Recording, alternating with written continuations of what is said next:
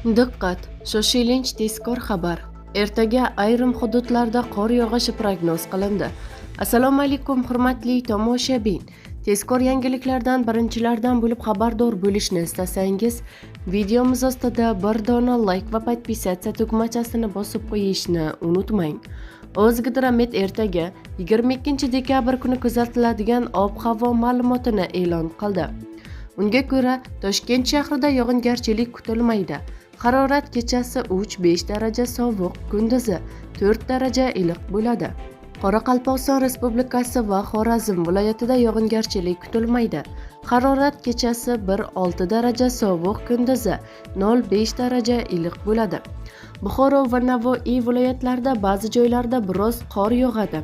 Harorat kechasi 2-7 daraja sovuq, kunduzi 2-7 daraja iliq bo'ladi. Toshkent, Sirdaryo viloyatlarida yog'ingarchilik kutilmaydi. Harorat kechasi 2-7 daraja sovuq, kunduzi 0-5 daraja iliq bo'ladi.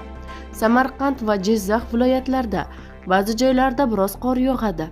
Harorat kechasi 2-7 daraja sovuq, kunduzi 0-5 daraja iliq bo'ladi.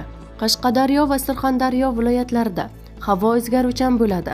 Vaqti bilan yomg'ir, qor yog'adi.